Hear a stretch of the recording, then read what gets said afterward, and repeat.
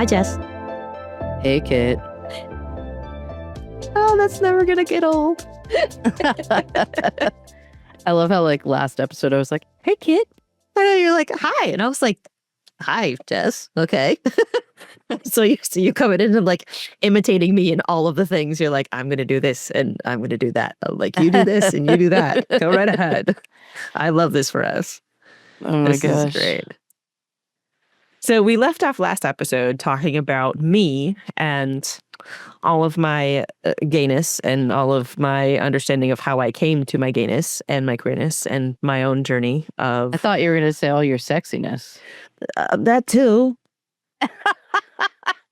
We're talking about sex, baby. We are talking about sex, baby. It's a good time. So instead of so I don't want to say we're going to flip the tables, but we are going to turn the questions now onto you, Jess.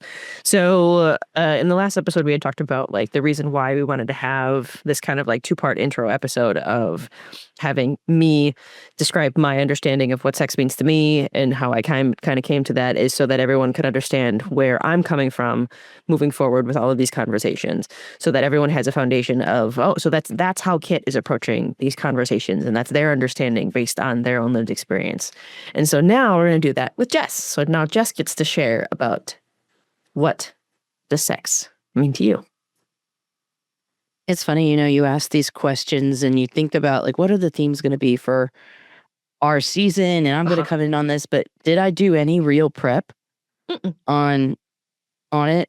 Yes, in some way, but not in terms of scripting. Right. Yeah. So this is definitely, I think it's important that you sometimes answer certain kinds of questions like off the cuff, like where you're really at, And since our previous conversation's really fresh in my memory, I'm sure that will impact how I answer the question. Sex for me has changed so much over the years. So much. And I'm so thankful. I'm so thankful that I don't think about sex in such a limited way anymore. Now I think sex is such a broad topic. It's like, it's not just an activity, right? Yeah. It's a topic. It's a conversation. It's it can be about community in some ways. The first word that I think of after sex is positivity. And some of that comes from like my experience in spiritual spaces and being around so many people who've experienced purity culture. Yeah. I often think of, and I've said this on the pod, I've said this in my life a lot, that purity culture trauma is sexual trauma. And so when you're engaging in like spiritual spaces that are also equally or more so queer, then there's this like really interesting dynamic that takes place where some people have experienced a lot of queer space. And so they are really sex positive. Maybe that specific queer space was gay. Like gay male spaces are a very specific kind of sex positive. Yes. Right? And we're used to taking in men in that way, even queer men, right? But if you're in different types of queer women spaces, sex is like a topic that is either more or less talked about. Yeah. And it's definitely got more depth. It's got more possible trauma. It's got more intimacy. There's so much more to the subject. And then if we're talking about sex in trans spaces, that changes everything. Yeah. We're talking about, how do we refer to our bodies? What parts of our bodies feel a certain way and we would like them to be referred to? Communication is like when in trans sex, communication is fucking everything. Yeah. Because it could be the difference of life or death. Very true. For some, right? For some, sex is one of the riskiest things you do as a trans person, engaging in sexual intimacy, because for some people, they choose to do something and then reveal that they are not a safe person, right? So this is what comes up for me. Like it's interesting that so much comes up for me that it's even hard to stay on one topic. Right. You know, I am ADHD, but I have had my Adderall recently. So it's truly just the subject. Right. That makes it difficult to kind of zone in on it. But for me specifically, when you and I originally, we alluded to this in our conversation about you. Mm-hmm. When you and I originally started talking about, like, you pitched the idea to me, I had been going through a lot at that moment. My mom was not doing well. She I was saying goodbye to her. Yeah. You know, she passed the following month. Yeah. Like, I also was going through a transformation in how I was perceived in my not necessarily my local community, but some of the community that I had built internationally and nationally. And it alludes to something that I feel it's important to talk about, which is that we are not where I want to be when talking about sex in spiritual spaces. Yeah. There is a lot of work that needs to happen to merge or create spaces that can be equally queer and sex positive and equally deeply spiritual. Yeah. But because of people's hurt and harm that they've experienced through God, I almost wanted to say sex negativity but I really want to say harm, because that the harm that has been caused to so many, especially AFAB individuals, but not just AFAB individuals, right, in the church, like children, young people, calling out, like how many more times you never hear about a drag queen hurting someone. You never hear about a trans woman or a trans man hurting someone. You hear about pastors. Yep. You hear about priests. Yep. Right? You hear about teachers. Yeah. Leaders in community, people who are given the kind of trust that shouldn't just be given, because they are given power. That trust is power. And they take advantage of that. People have taken advantage of it. And I wouldn't say that, like, I have so many friends who are teachers. I have so many friends who are pastors, so many friends who are priests, and take all of that trust that is given so, like, heavily. Like, they're they care for, they deeply care for and check in and do trainings and ethics trainings and doing everything they can to make sure that they're doing what is right. But we come from centuries of misuse. Yes. And because of that, there's a lot to unlearn and unpack. And even those of us with the best of intentions are going to make mistakes.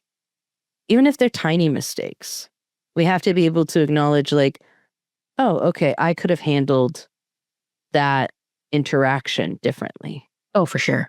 And I think we make those kinds of mistakes in our friendships, in our connections. And I think we're also in a unique time as a society outside of Christian spaces, outside of spiritual spaces. We're also in a unique time where people are calling out abuse in corporate spaces, and because we're in a charged place as Americans, I'm going to say specifically, because I think every country has and every society, has different experiences of sex. And I would say as Americans, we have become so upset at how much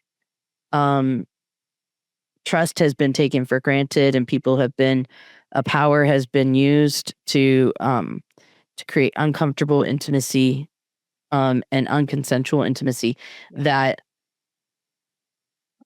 now it's like that trigger warning kind of statement, right? It's like, if someone even gets close to something that feels like that moment, it's like, hey, you did this thing and you hurt me. And we're starting to try and figure out, and a lot of us are finally going to therapy. Yeah. A lot of us are finally doing the work and learning about ourselves. But we start to realize, like, oh, actually, you didn't mean to hurt me. I just felt triggered. Yes. By that moment. And I think that, like, I've experienced as someone who is very left leaning, who is, pro Palestine, and God, like, so a lot of people call me a liberal, even though I don't know that I would ever call myself a liberal. There's there's a lot about me that is extremely progressive, but even in these spaces, we hurt each other because so many of us are it's like, I kind of think of like nerve endings. Yes. Like being like super aware and on fire. And I guess I think about that because my wife is chronically ill. And like, I could barely touch her in a specific spot, even if she knows it's coming, and she'll be, ow, and it's like, if I'm, from a chronically ill perspective, if I say, hey, can I touch you here? She's yes, but with firm pressure, right?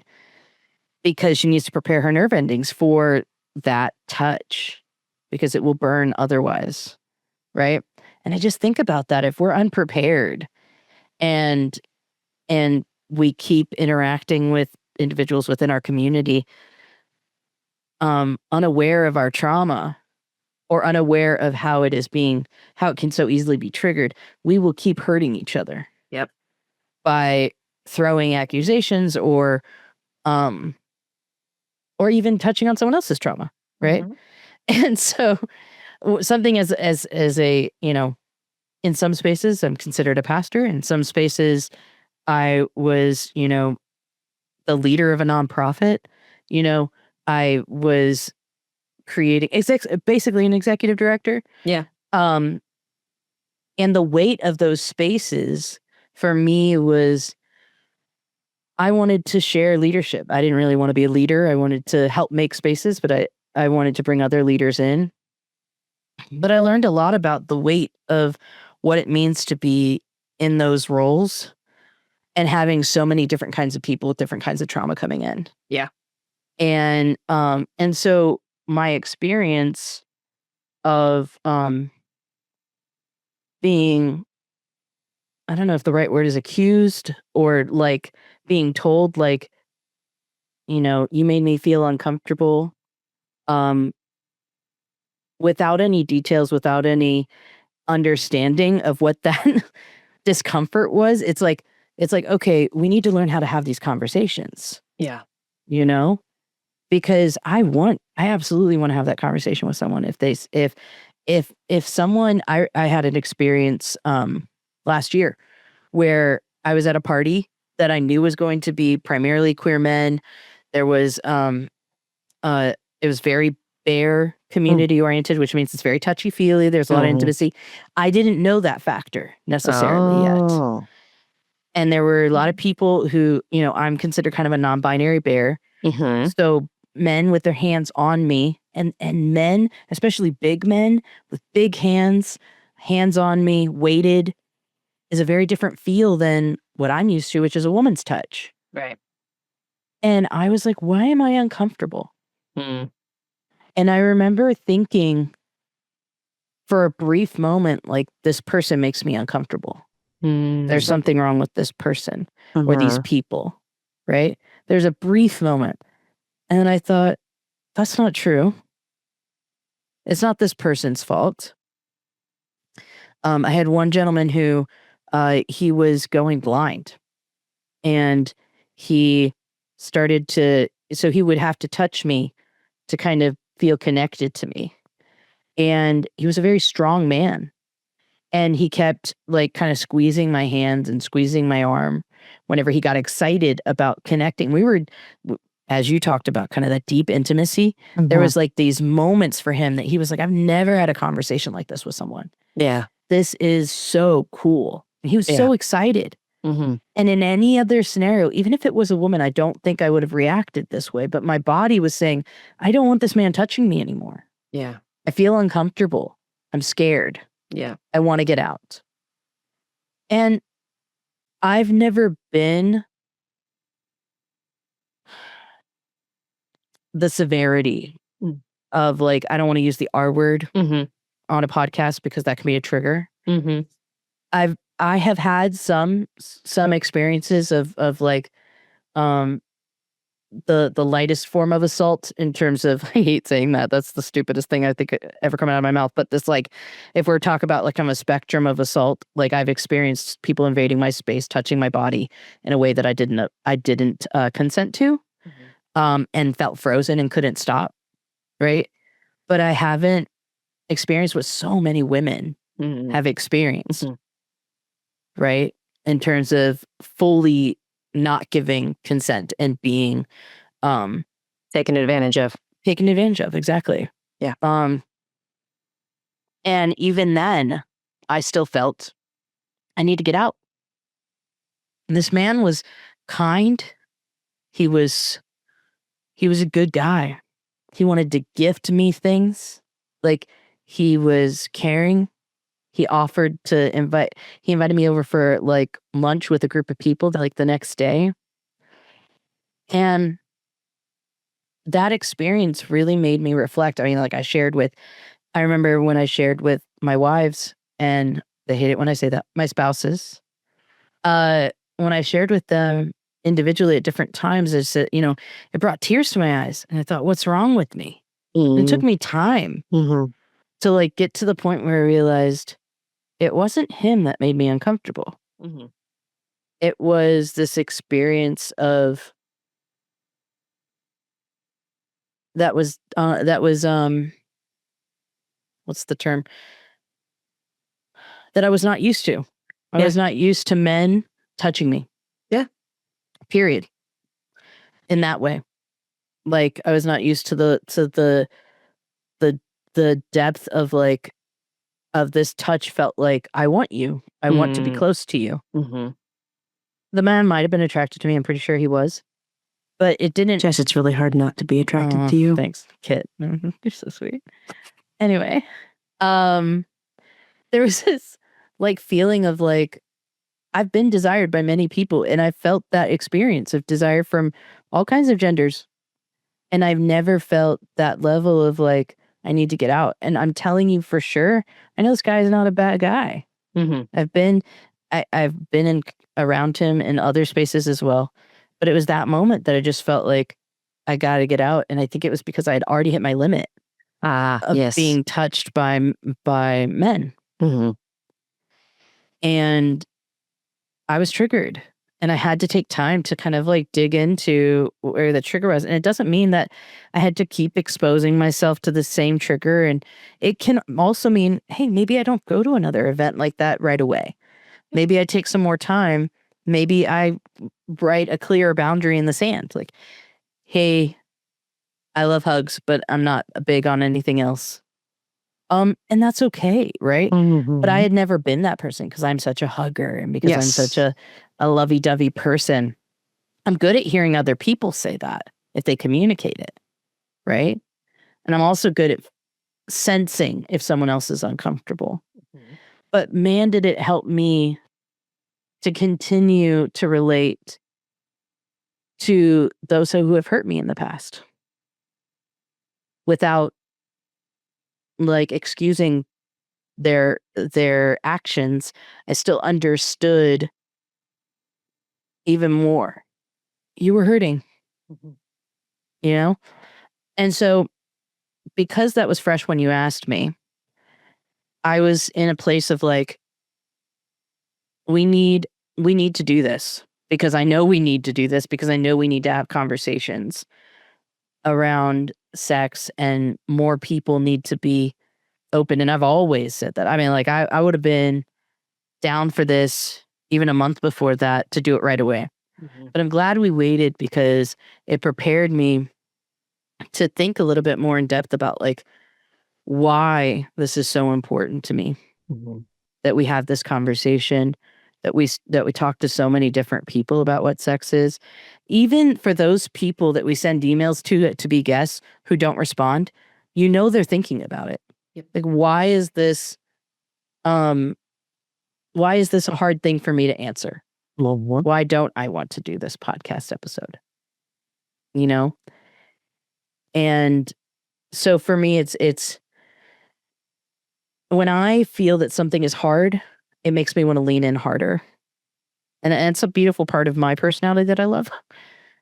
It can also be difficult, very difficult, because I see a challenge that my spirit is like going, and that's my sign. I used to say when I was really, really Christian, and I'm still Christian, but just differently. Yeah. That I will say like, yeah, I think God's trying to like say something. Like call attention to something. That that this is an opportunity for growth. Yep. And I think that's true regardless of faith. Yeah. Like if I was to not believe in God anymore, I think I would still say like, I think my body's trying to say something. That like, or my spirit's trying to say, what do we need to do there? Yeah. And it doesn't mean, like I said, it doesn't mean you suddenly have to push against all of your discomforts. It just means that like there needs to be some investigation into this moment. So for me, I've been fortunate, as I said, to not have a lot of bad experiences around sex and harm. And so I'm a very sex positive person. I think sex is a beautiful, beautiful thing. Intimacy is a beautiful thing. But boy, have I learned, even in the last 10 years, what it means to have conversations around intimacy, and sexual intimacy. Yeah. As I've shared before on here, my wife is on the ace spectrum. She's gray ace flux, I think is the other word that she likes to add in there. So for her, sex is not something that she needs on a regular basis. It's not something that she might desire it, but as a chronically ill person, there's always a is it worth it kind of spectrum as well. And just because it can cause her to go into a flare and then 2 weeks of recovery. Can you imagine having to decide about whether or not you have sex based off of 2 weeks of recovery?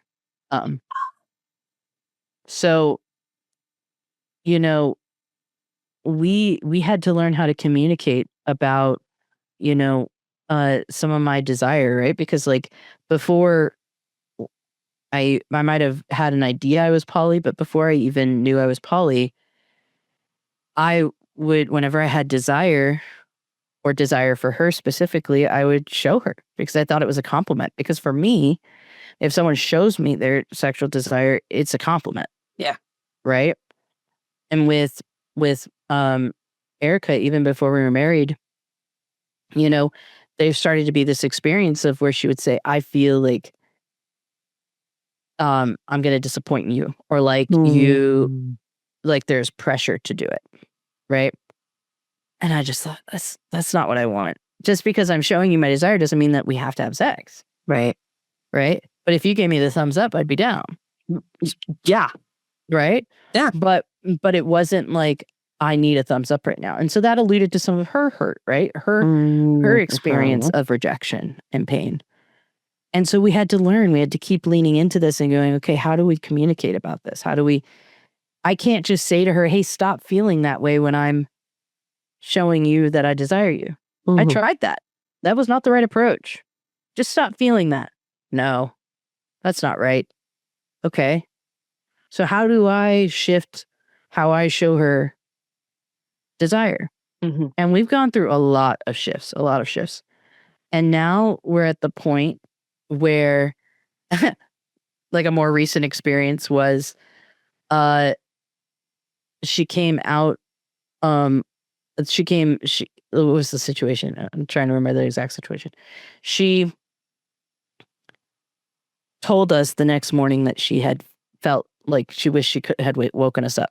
She knew either of us had work or some sort of thing in the next morning. And it had been a minute since we had sex. And we said, no. At least give us the opportunity to say no. Don't wait. Another experience was she came out of the room and she was naked. And we said, what's happening?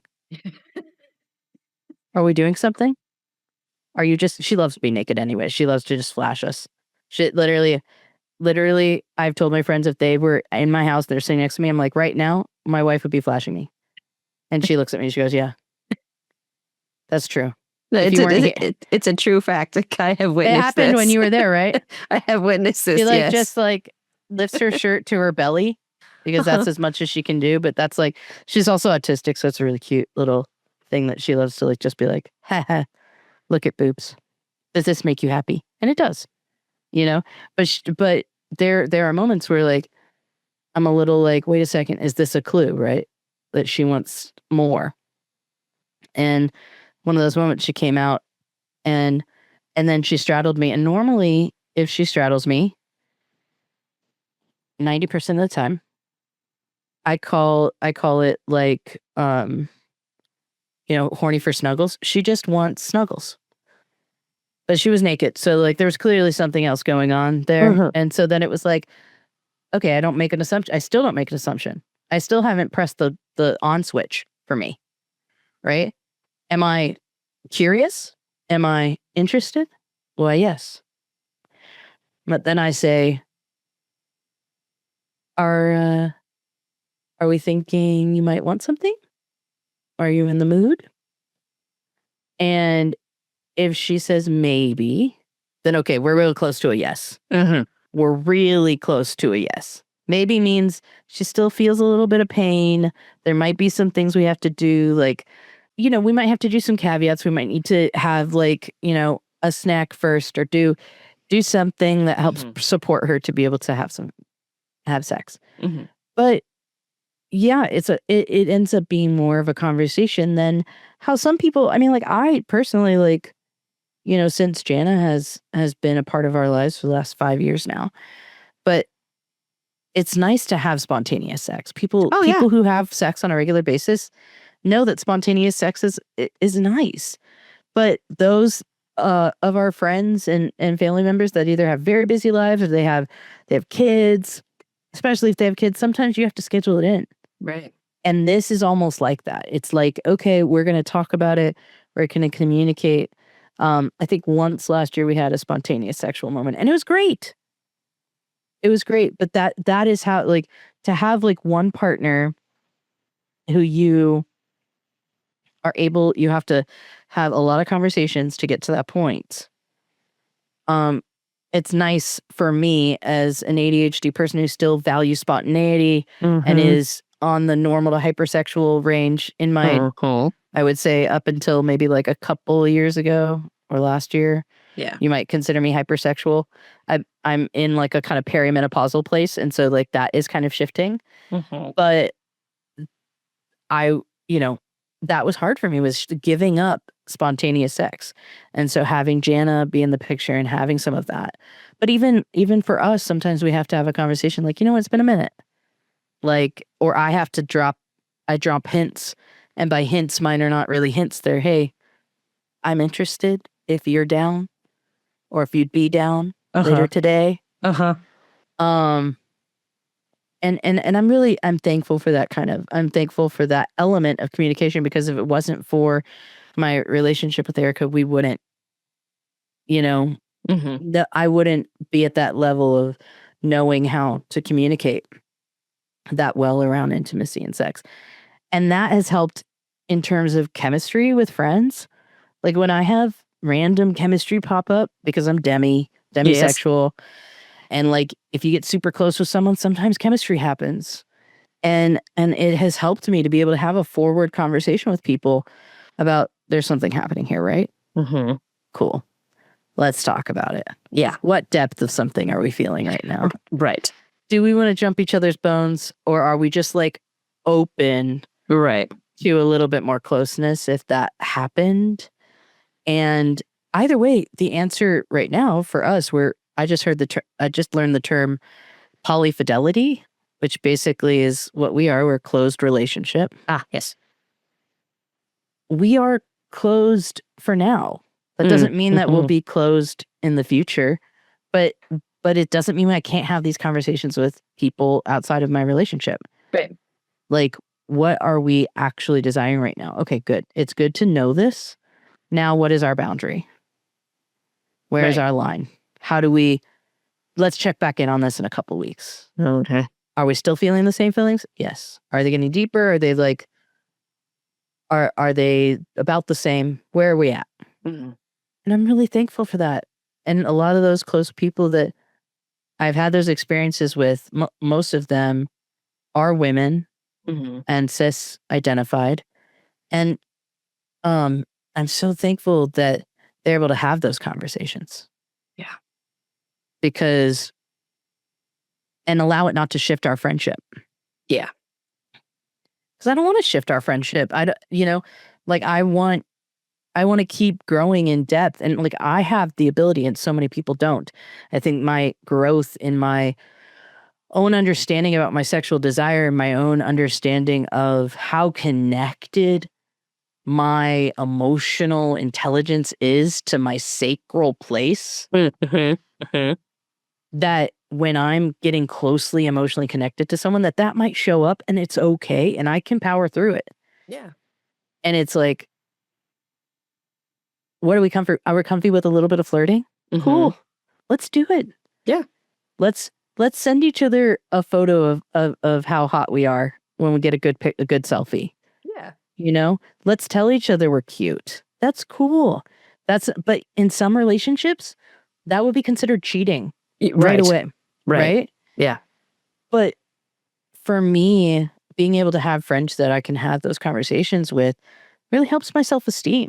And is really, I'm so thankful that I don't have to give up.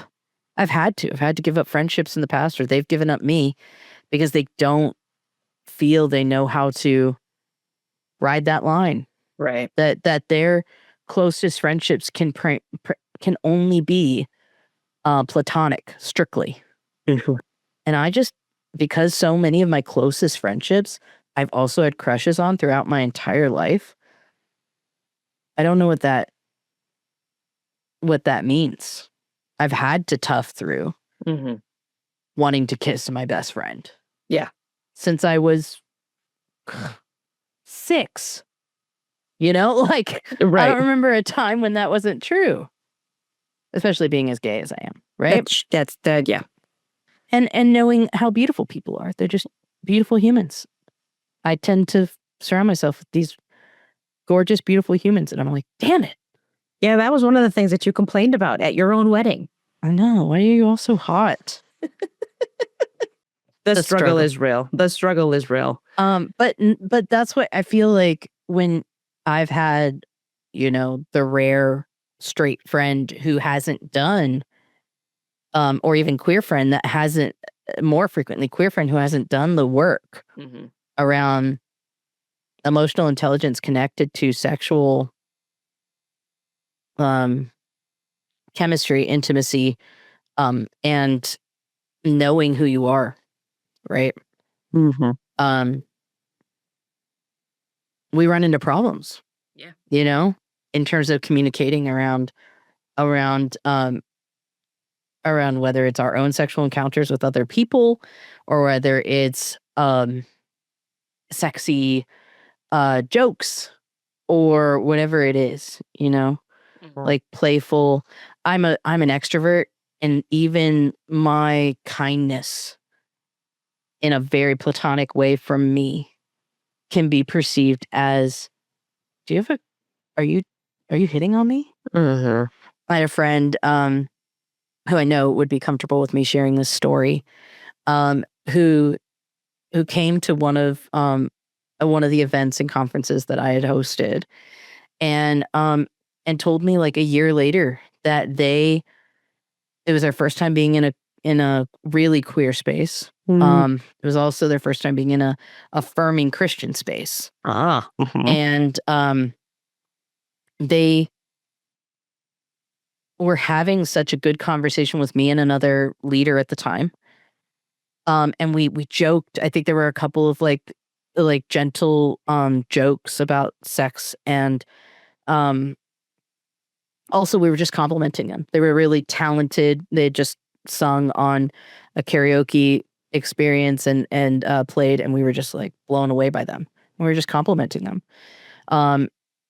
And not at any point, because as a pastor, when I'm being perceived and being a leader in a space, there is no, from an ethical perspective, there's no option in my mind of someone who would come into a space that I am pastoring or leading that could have the potential of being a relationship or having any sort of chemistry with, right? Right. Like that's not, there's a block. Right. There's that very professional line where you're like, this is a line and I do not cross it. No. And it's not even something that how like there might still be like a quiet feeling or something that sometimes people feel. People feel it all the time. They always share about like, oh, I had this feeling with my coworker. I've got a crush. I've got this or whatever on my boss or something like that. No, that just doesn't happen for me. Mm. And part of that's because I'm reciprosexual. But part of that's also just that line. Like I understand that line and it doesn't get crossed. And so my brain wasn't there even in the slightest. And so what she said was like a year later that there was quite a long moment where she thought that the other person and I were both interested in a future sexual encounter with her, which absolutely blew my mind. Like when I thought about that conversation, I was like, there's no way. How could you ever think that was what we were leading to? And they said, well, it's because I'd never experienced that before from two queer people, let alone two queer people I think are pretty fucking awesome. Yeah. And that, like, I don't know if they've experienced attraction for us in any way, shape, or form, but there was this very deep confusion of like, what is a compliment? Like, what, like, is this an invitation to sex? And and they explained a lot, and I was so thankful for this understanding. It wasn't on either of us, right? There's no blame to be passed. No one did anything wrong. But it was so helpful to understand that is the lack of intimacy and communication that we have experienced coming from often conservative Christian places. And I would say as an American society, even more now so as Christian nationalist country, that's something we experience is this like overly sexual shame, body shame, life experience, and a lack of, as you were saying in your episode, a lack of understanding what good touch is and good intimacy is, and good intimacy from a purely like conversational friendship place. And so because of that, we have so much education and growth that needs to happen. And so my closest friends, the closest people in my life, they all have a level of emotional intelligence and sexual intelligence that is necessary to have me be as vulnerable as I am, enabled the opportunity to just not have to overthink what I do and say at every moment. People who know all my best intentions, but it doesn't keep me from being in community and connecting with people that haven't gotten there yet. Yeah. Because I know that they have a need.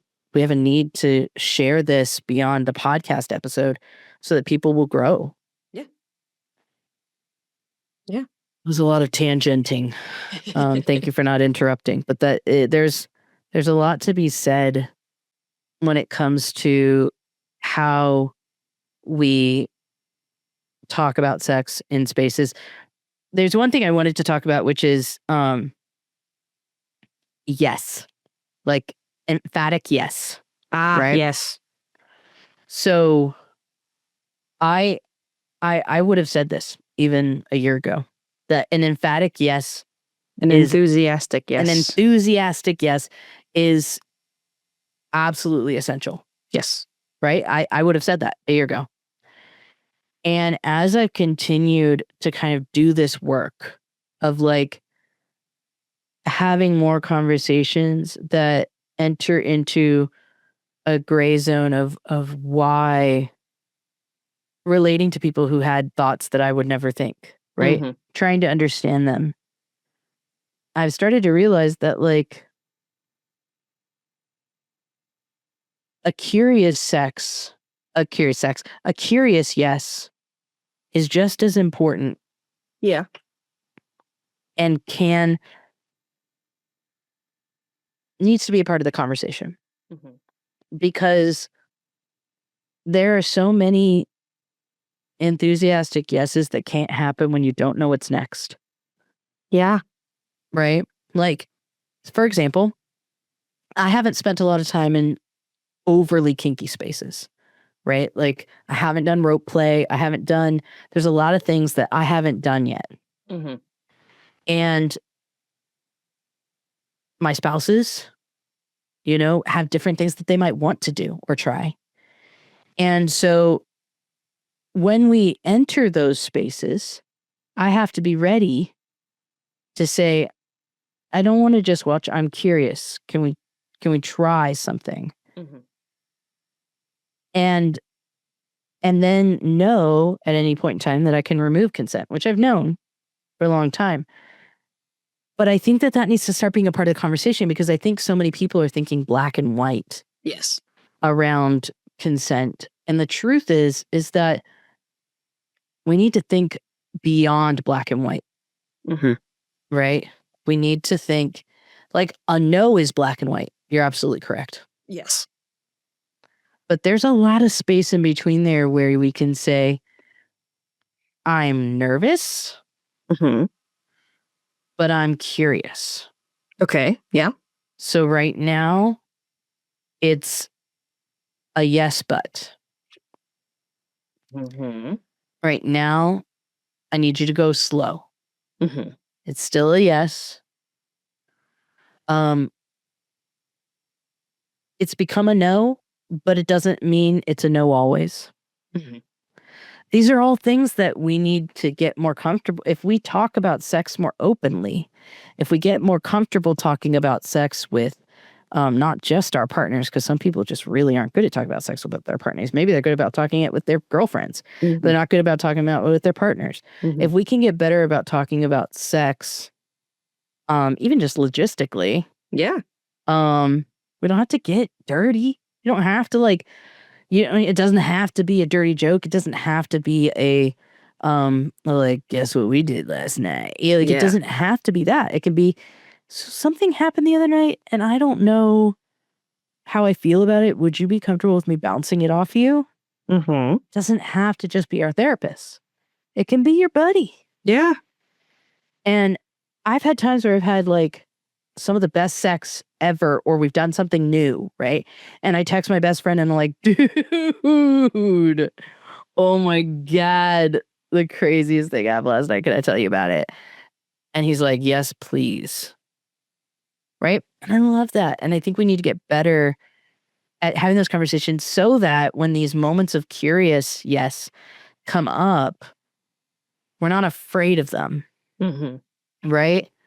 And we don't jump to, actually, it's not an enthusiastic yes, so it must be a no. Mm-hmm. Well, and Right? not only that, but like it's even like I've heard it from multiple therapists where they want you to have conversations about hard topics when you are in a calm mindset where like you have a mostly regulated nervous system.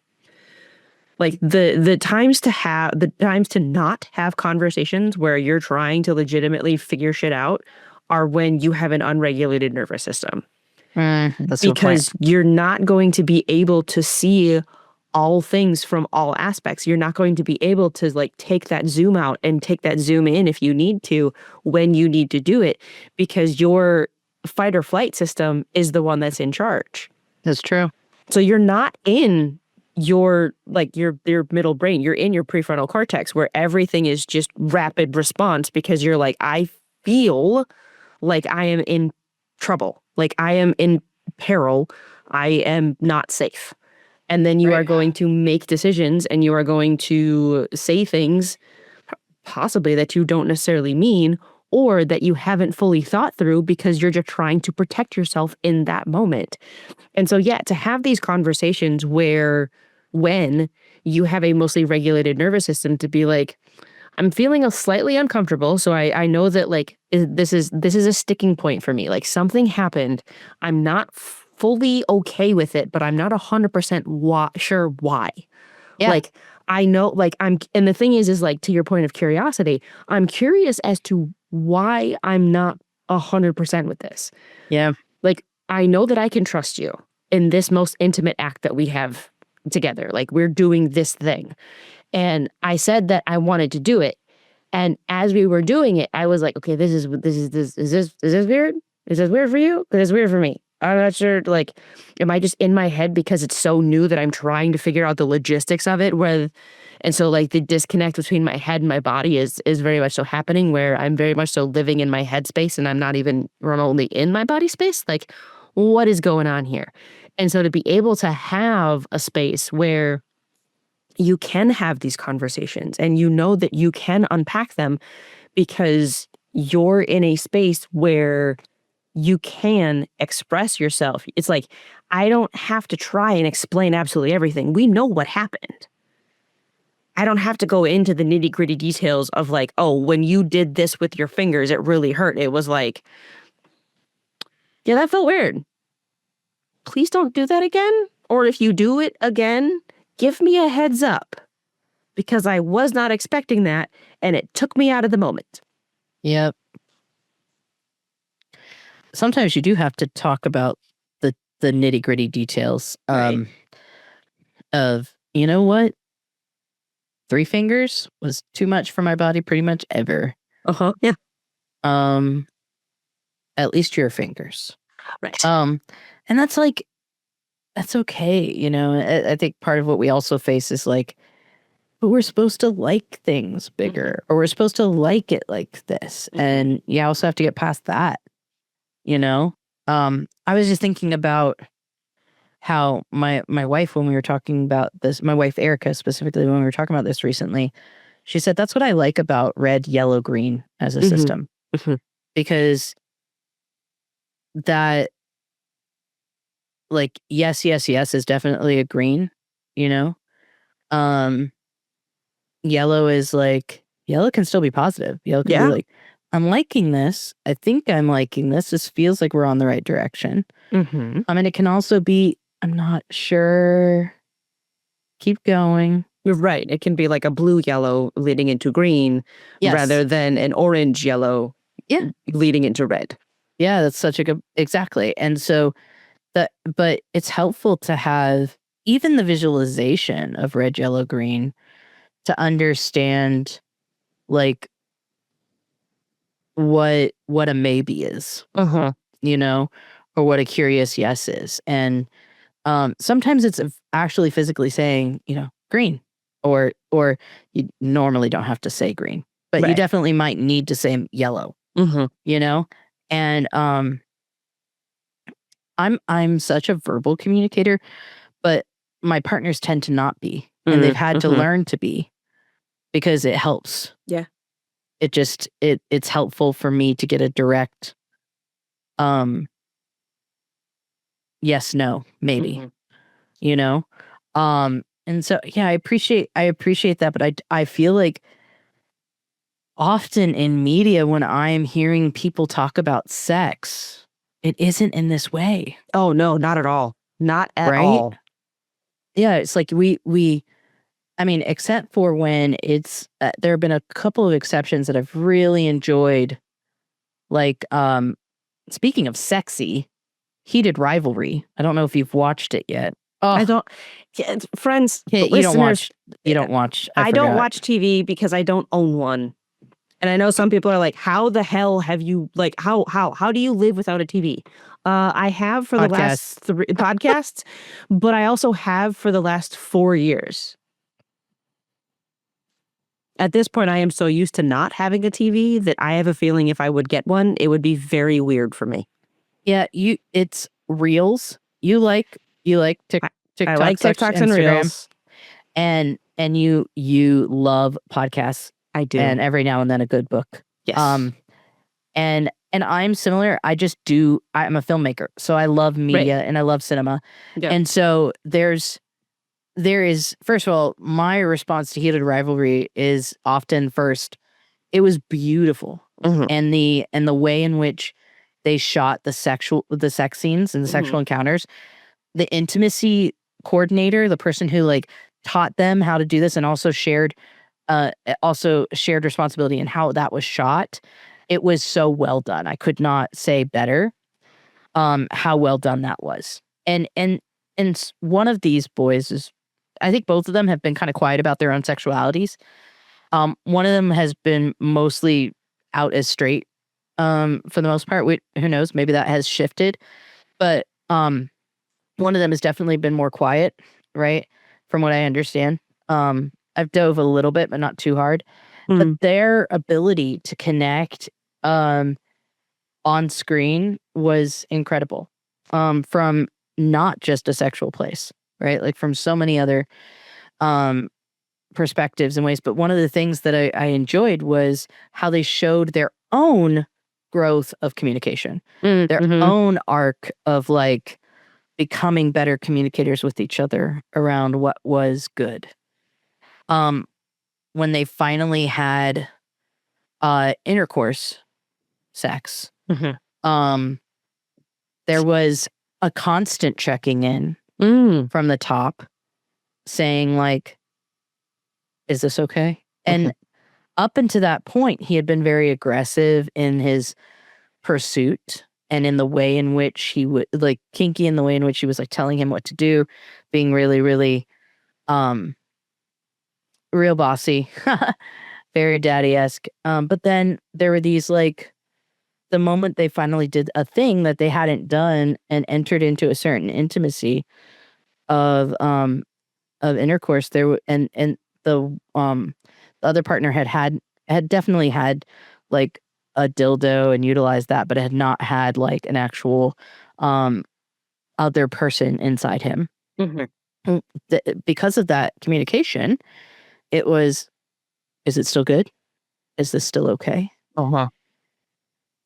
And it didn't need to happen too many times after that, but it did happen then, and that was beautiful. And I was really, really, for the kinds of shows that are clearly being created by queer people who have done this work. I have heard there's a podcast that got really popular. It's a straight male podcast where they talk about sports and hockey and stuff. I think it might even be a specifically hockey podcast. And these 3 men talked so much about what they learned. And a lot of it was not just, oh my God, I didn't know a blowjob could be so good. No, yeah. Or so intimate. Right? It was also like the ways in which, or even like some of the logistical things, right, that they learned. But it was like some of the conversations, the way to communicate and the ways to maybe they saw the toxic communication. And it was just really cool to hear these men who are obviously emotionally mature have this conversation and learn and grow even more. Yeah. Right. And so that's one of the things I'm excited about in terms of queer media is like it's doing a better job of representing sex and communication. And for so long, straight men were making, queer women media, and it was so obvious. It's still obvious. Yes, it is. But it's really nice to have like folks with some emotional and sexual intelligence creating more of the new media and showing what it looks like to communicate well. Yeah. But that's currently when the topic of sex comes up, this is where I'm at. This is what I want to talk about. I love a good like moment. 14-year-old, skater boy Jess loves a good Yeah. that sounded like that sounded like sex. Yeah. I love those moments. Those definitely come up. And they'll continue to come up. But yeah, I think sex for me, I want to always be open about it. I always want to feel like if you have a question, you always feel safe to at least ask. And like in some places I do have like what's the term? My own types of boundaries. Oh yeah. Around that. So like if someone says like, "Hey, can I like pick your brain on what this looks like for me and my partner or for me and a future partner or something?" And often what I'll say is like, "Why don't we go to lunch? You pay and we'll have a conversation," or we'll have a conversation that will say, "If you need more of this, like we can either sit down for coaching or we can sit down for a lunch. It just depends on how in depth you need this to be." Right. How much hand holding you might need. So I've gotten better at valuing myself when it comes to that. Just because I have a lot of really good knowledge and I've spent a lot of time understanding what it means to be a good communicator, in relationship, not just romantic relationships. Right. Right. Sometimes purely sexual relationships, sometimes friendships, sometimes the romantic friendships, and understanding how to I'm an excellent self-reflector, too good at it sometimes, right? Yeah. So yeah. I'm good at helping other people know how to reflect on experiences and walk through it with them, and I'm patient, and so it's something that I excel at, and so I know that it's valuable and not something that everyone is gifted in. And also I don't have hard walls when it comes to intimacy conversations. But I really appreciate my friends and my and people that I've met who are like, "You know what? That's for me. That's just for me." Because I will also be a person that will say like, "Can you tell me a little bit more about that?" As you hear in my conversation with Kit, the previous episode, I said like, "Hey, can I hear more about your sexual history?" Like, I really mean, can I? Is it okay? And you're allowed to say no. Yeah. And me being curious about it is not, there's nothing wrong with me being curious. And there's nothing wrong with you saying no. Correct. Correct. Like, and I think we need to get better at deciphering that. Like, well, that person made me uncomfortable. Why? Well, they were flirting with me.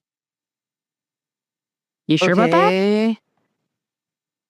Even if they were flirting with you, why were you uncomfortable? Right. Well, I don't see them that way. Okay.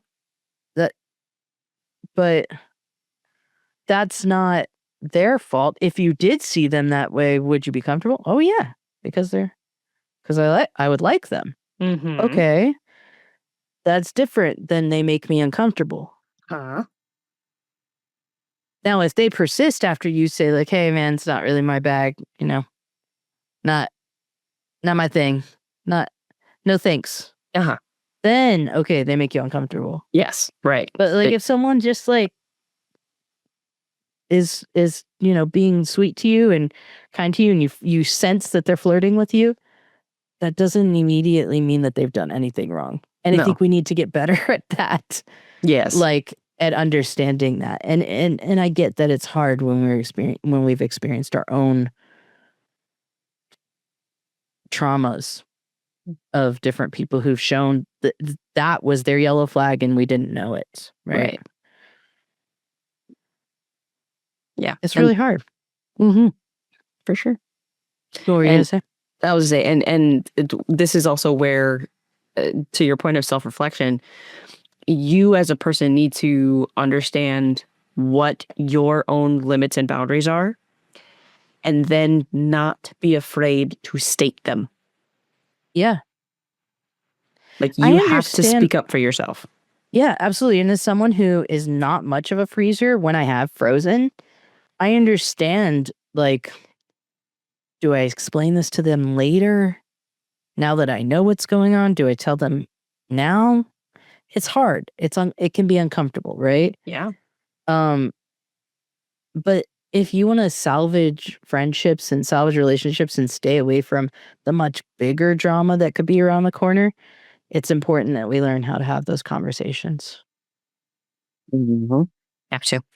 Because you could ruin someone's life by not being willing, even your own, by not being willing to have those conversations with people, like whether it's in the moment or afterwards, and it's I think the other thing that I've encountered a lot of, and I see that there's kind of people have come over a hill when they have gotten past this specific bump that I see happen for people a lot, which is someone has to hold the blame for the hurt. Yes. And when someone is stuck there, I don't immediately assume that they're not emotionally intelligent. Don't get me wrong. I just think that like that might be an area of growth that needs to happen, because you're there and you're like, nope, someone needs to hold the blame. I've felt that. I've felt that where it's like this, I don't want this to be left to the wind. I want someone to feel responsible for how they hurt me. Right. Mm-hmm. And I think like that is a level of which we need to be better at self-reflection, because it's like, yes, I was hurt. Yes, they could take some ownership of the fact that I was hurt and that they were a part of that. But it doesn't always mean that they are to blame, right, or the hurt. Right. It's interesting that this is like where our conversation went with me, because I think that most people would think like, oh, Jess, Jess is going to talk about all the sexy moments and all the best like sex they've ever had. And like, we could do that a different episode. Oh, absolutely. Like, Jess, tell us the best times you've ever had. I could. For sure. And you'll hear them in other episodes when I share different stories of experience. But this is right now where currently where I'm at as a leader in community, as someone who, has been through my own traumas. This is where we need to have more of these conversations in the gray.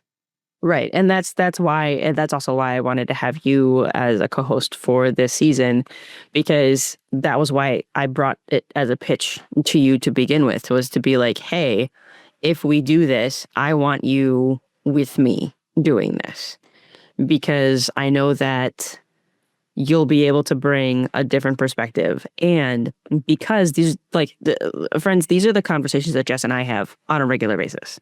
Oh, yeah. These are the kinds of conversations that we have. We go deep, we self-reflect, we challenge each other in terms of how we're thinking, to be like, hey, have you thought about it this way? Or I hear you.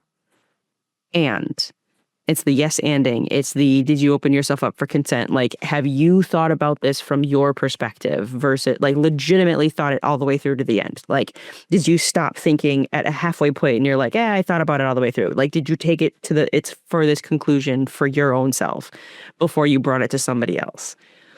And so, especially when it comes to a topic as intimate as sex, to have a place where both of us are coming from in terms of how we're going forward in these conversations, this is our starting point. Like, I'm coming at it from sex being a connection between two people and how you define it, not only for yourself as an individual, but then also how you define it with the other person. Because for some people, sex can only be the actual act of getting fully naked. It can only be between a penis holder and a vagina owner. That's it. Like, that is sex. Everything else is just not. And it's like, okay. And then for some people, they don't consider like oral sex to be sex. Some people don't consider anal. They think it's what's the song that's like really, have you heard of this? It's not, it's, give me a second. It was like, you're going to have to find it because remember, I only listen to podcasts. What a weird thing to put in my Google. I put anal sex song comedy, but it came up. Oh, there you go.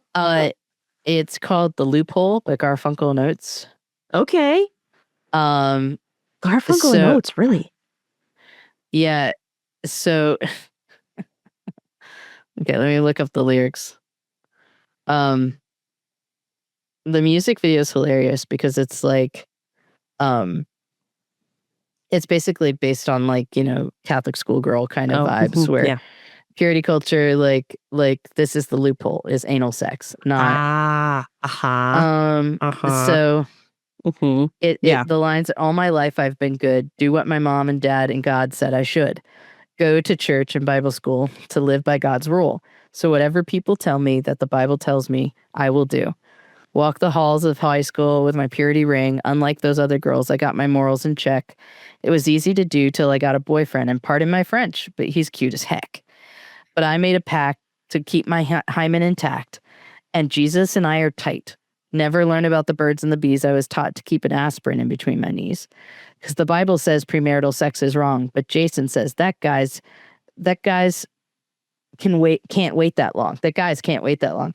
I don't want to lose him to someone who will do him. I need to figure something out. Well, there's a loophole in the scripture that works really well. So I can get him off without going to hell. It's my Hail Mary full of grace. In Jesus' name, we go to fifth base. Oh, thank you for making me holy, and thank you for giving me holes to choose from. And since I'm not a godless whore, he'll have to come in the back door. Therefore, fuck me in the ass because I love Jesus. The good Lord would want it that way. Give me that sweet sensation of a throbbing rationalization. It's just between you and me, because everyone knows it's the sex that God can't see. So okay. There's more to that. That was the chorus. So but that's, I mean, that just the the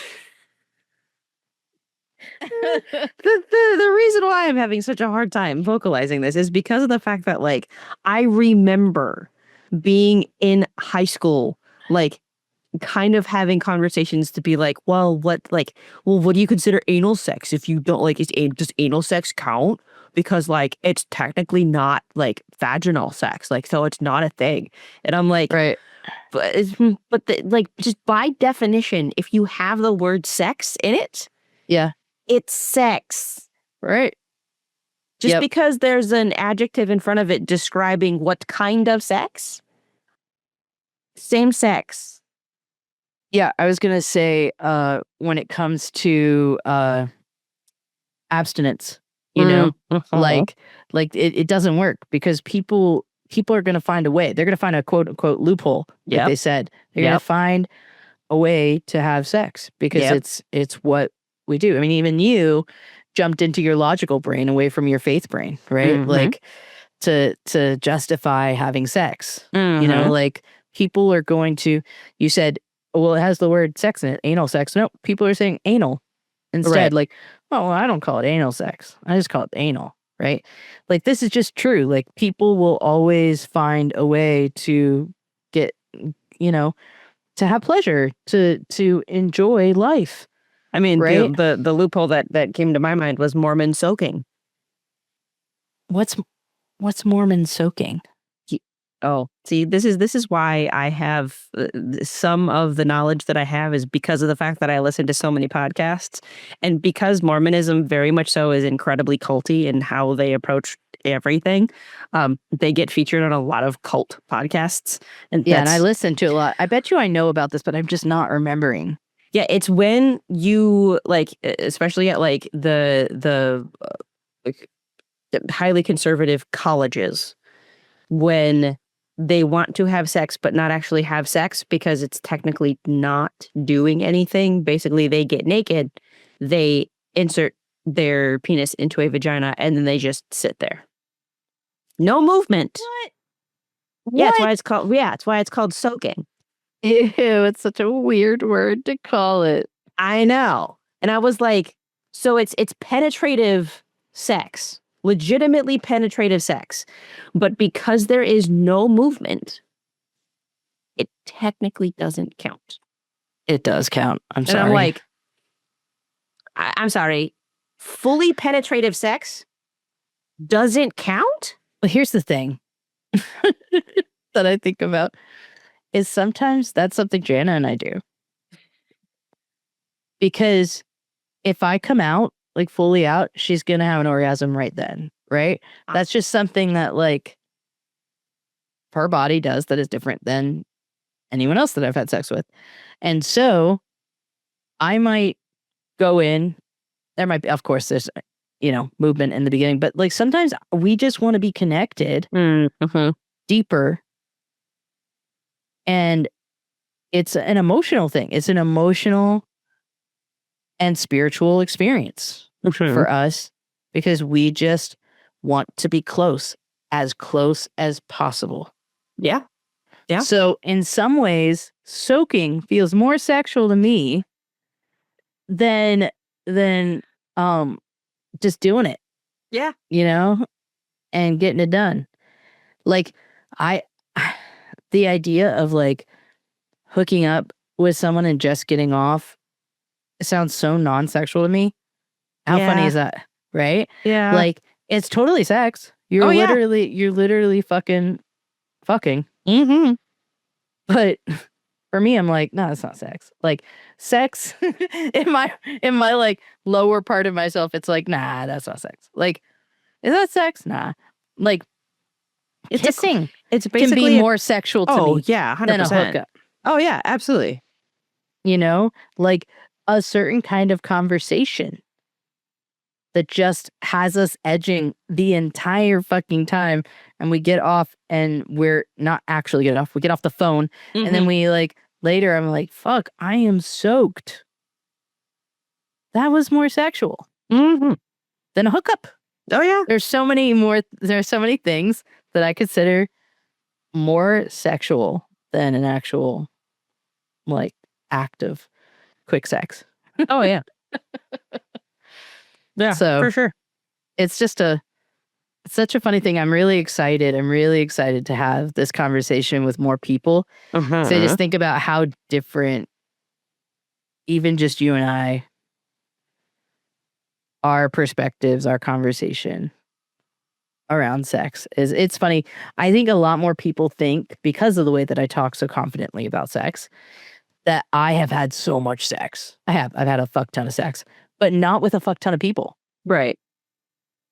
Right. Well, I mean, like, because you and Jana have been together for 5 years. Yeah. You and Erica have been together for 11? Yeah. Well, it'll be 12 in March. 11 and a half. Well, April 1st, but we started dating in March. But yeah, we're close, like it's been a long time.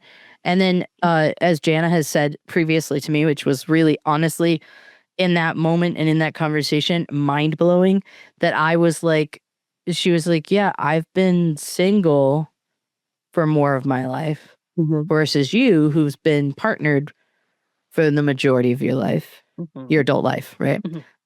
Specifically adult life. And I was like, oh my God, you're right. Like, I'm not a serial dater, monogamist, whatever the term people use. Like, I don't go from relationship to relationship. I give myself the time and space that you need to like process and become a better person. But I have like been in mostly long-term relationships. I've never really just dated. Like, just, like the period of time before Erica where I was dating, on the apps trying to figure things out. I never had sex with anyone else. I did have a sexual encounter with a guy, and that was like, at the end of it, it was kind of like, high fives, good job. See you later, bro. Maybe we'll see each other later. And we did. Saw each other at like a wedding. I saw him and his wife somewhere else, and I was just like, yo, what's up? We were cool.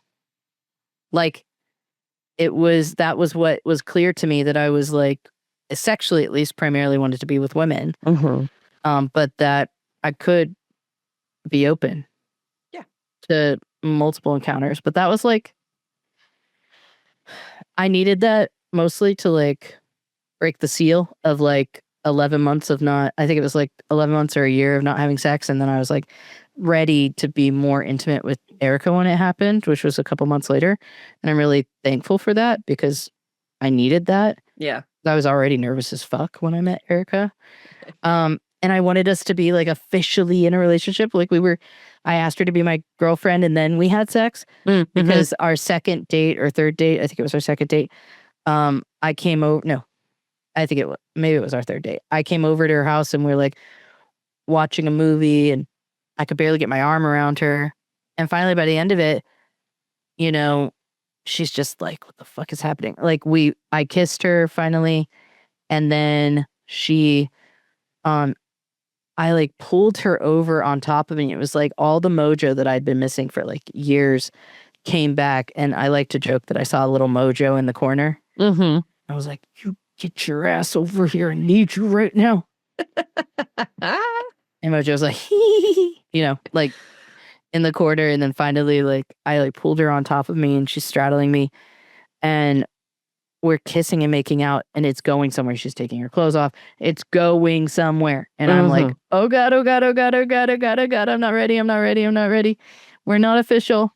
Because at that time I needed that. Right.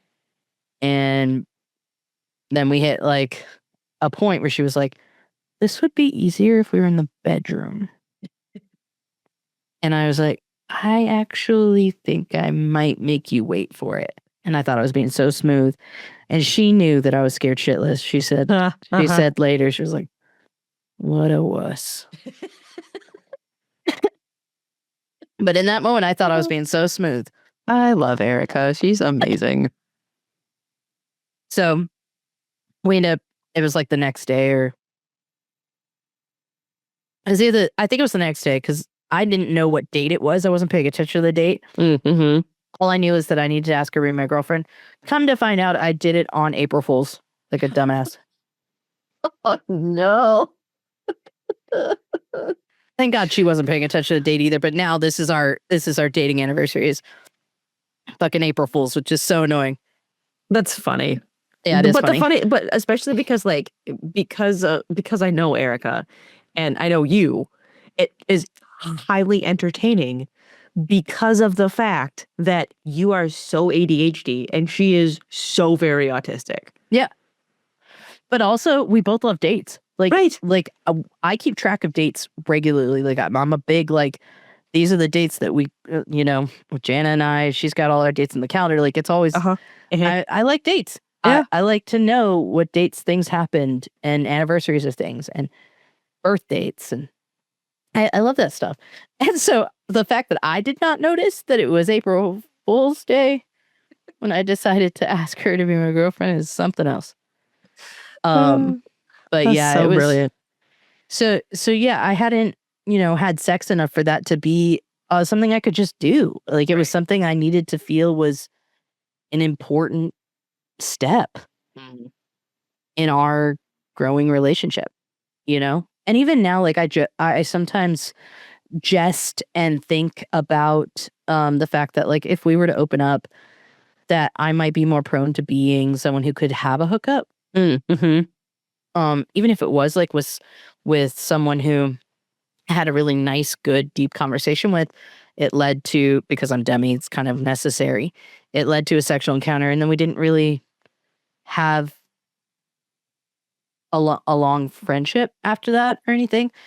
But I don't know. I say that only from the place of like all my needs are met. Like everything about my intimacy and sexual needs are more than met. Right. You know, like I am very cared for, I'm very loved, and it would just be icing. Mm-hmm. So for me, the cherry on top is possibly the idea of like having sexual intimacy with a random stranger someday. Yeah. You know? Like, because I do enjoy stranger intimacy encounters from an emotional standpoint. Oh yeah. I love a good like solid fucking conversation in the line at like a coffee shop, or you know, you're sitting alone eating somewhere and someone else is next to you and you happen to end up in a good conversation. Or what was the I was running late somewhere recently, and it was because because I met these two lesbian women outside of a restaurant who had a really cute dog, and we ended up talking for like 15-20 minutes. Yeah. And I love those moments, right? So in my theoretical brain, I might like a physical expression of that, but I don't know. I won't know. Maybe we'll check back in if that ever happens. But right now, I'm really loved. I'm really happy. Mm-hmm. And I'm really cared for. And whenever additional things come into my life, like when Jana came into my life, I never thought that I was missing something before that. I thought like, okay, I might be poly. Yeah, I'm definitely poly. I'm interested in more depth with other people, but I didn't feel like I was missing a person, right? And then Jana came in and it was like, oh God, I don't know what my life could be without you. Yeah. Wait, but it was there. It was happening. It was great. But now this is so good. So when other people, like I've had friends come into my life and it's like, dude, what would my life be like without you? I love you. Mm-hmm. It's so cool to watch that capacity for my heart grow. You know? All of that stuff's related. Mm-hmm. All of that stuff's related to this conversation. Yep, all of it. Because it's all intertwined, especially when you start having to, and that's also another reason why I knew that this conversation, like this season specifically, was going to be kind of just the continuation of what we had already had as a foundation for the podcast of like what being queer means to people. Because when you start to unpack your queerness, you inherently have to start also unpacking your sexual identity. The thing is, Totally. It's so hard to have those types of conversations on a regular basis because so many people don't want to have them because of the tabooness and the shame around talking about sex. Oh yeah, and I think that that's why a lot of people, at least on the religious side of queerness, get stuck in the side B world. Mm-hmm. Because and if you don't know what side B is, bless you, I'm so fucking glad you don't. It means that you did not grow up in this. Yes. But side B is basically like, yeah, I can acknowledge that I'm queer, but I don't believe in relationships. I don't believe that we should have sexual encounters. Mm-hmm. That we can identify as gay, which is already a big step. But we're not willing to, like, it isn't ordained. It isn't God Basically, they're ordained. celibate gays. Yes. And so, but these people, they're tortured. I can't imagine, like, especially if they're normal sexual folks and not ace, because I think a lot of side B folks are ace. And so it's not like at the front of their brains. Right. But for the people that are normal sexual and are side B, they think about sex all the time. Way more than I think about sex. They're the ones that have a smutty audiobook in their ears at all moments of the day. Yeah.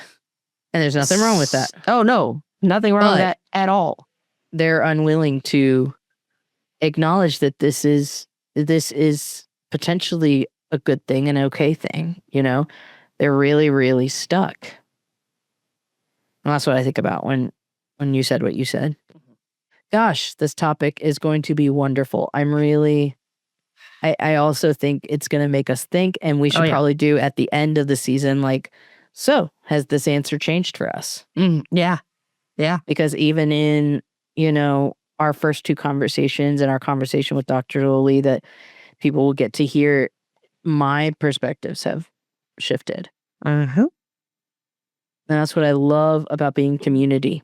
You know, you not being in community deprives you of growth. And that's why, like, even for folks that might still solidly sit in a side B perspective, side A spaces, like being affirming churches, it's important that affirming spiritual spaces have these conversations. Yes. So that people can unpack and discover who they are. And we need to get better at that.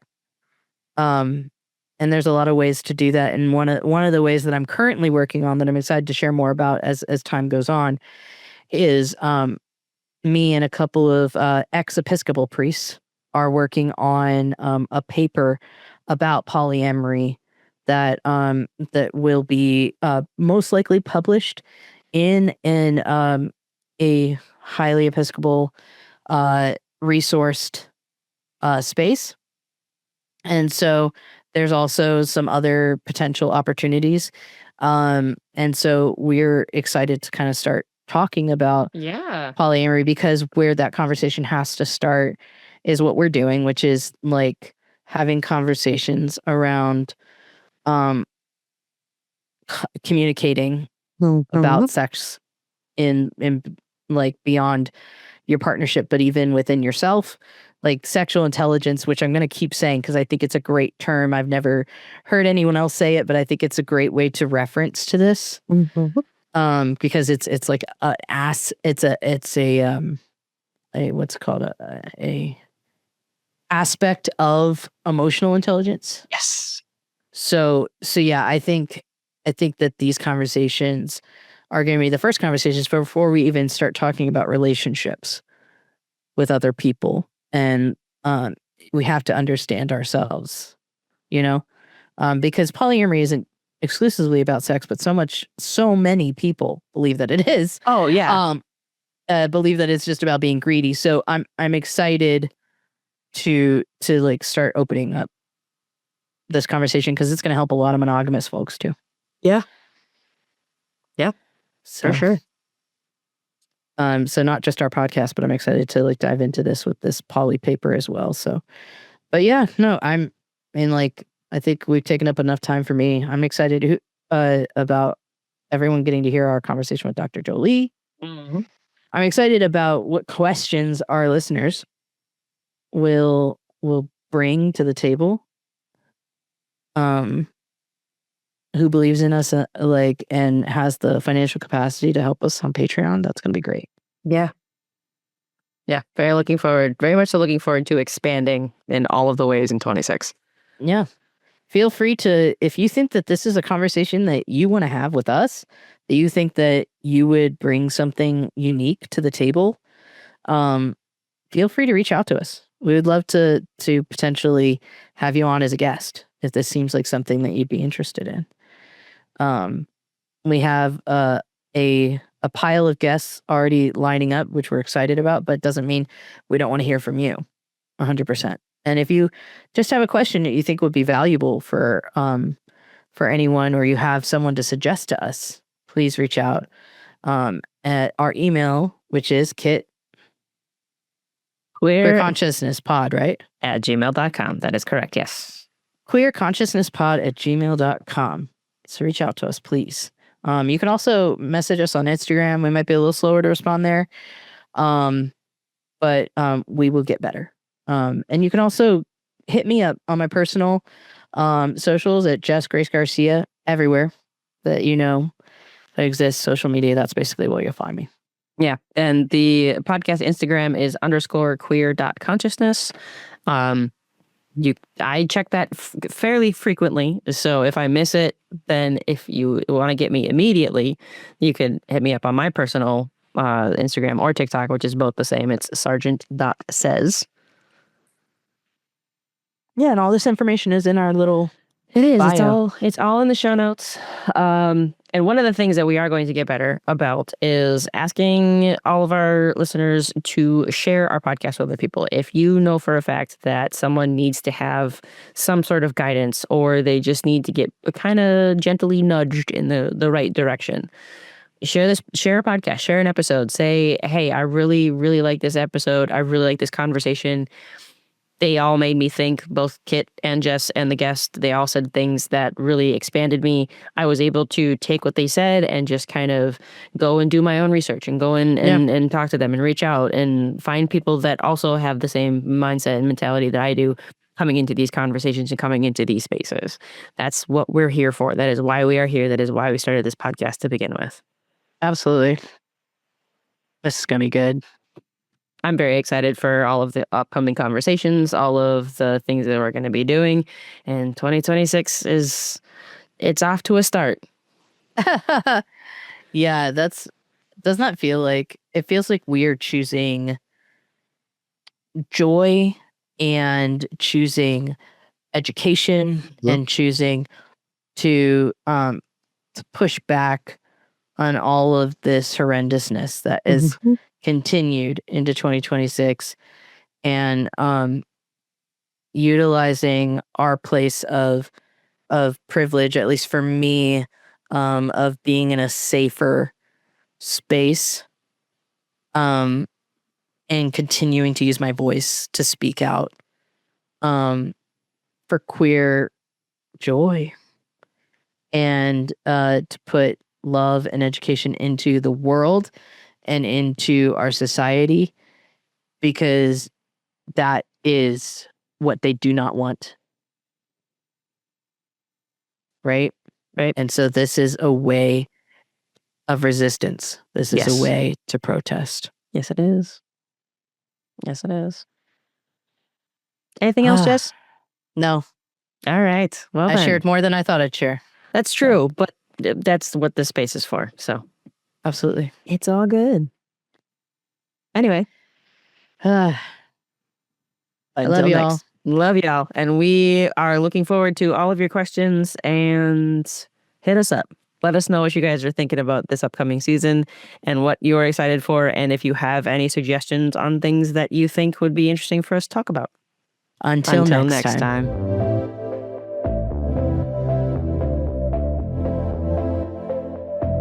This podcast is hosted by me, Kit Sargent, co-hosted and produced by Jess Grace Garcia of Springward Productions, and the theme music is by Brian Smith of Holy Holy Music Productions. If you could do us a huge favor and please like, follow, comment, share, do all of the things on all of the socials. You can follow the podcast on Instagram at _queer.consciousness for all the latest episodes, as well as any other exciting news. When you're listening on Spotify, please leave a 5-star rating and use the comment box for anything you'd like us to talk about. When you're listening to Apple Podcasts, please leave a comment and a 5-star rating. If you'd like to be on the podcast, send a message to queerconsciousnesspod@gmail.com. If you'd like to support the podcast, check out our Patreon at patreon.com/queerconsciousnesspodcast. We are trying to grow as organically as possible, and this helps other like-minded people who want to empower and encourage others on their journey. So until next time, remember to stand in your truth and know that you are worthy, just as you are.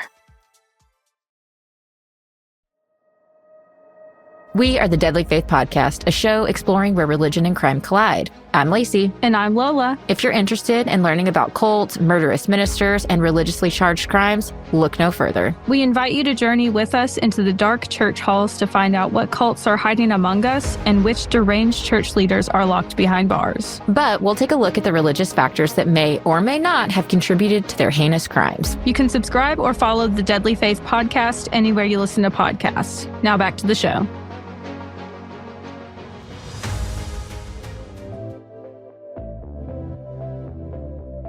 Hey friend, just wanted to take a quick second to remind you that if you or someone you know is struggling and don't know where to turn, the trained volunteers at the LGBT National Hotline are here to help. Because sometimes the strongest thing to do is to ask for help. The National Hotline phone number is 888-843-4564. And if you want to check out the other things that they have available for them to help you with, you can check out the lgbthotline.org in order to be able to see all of the services that they offer in order to help our community.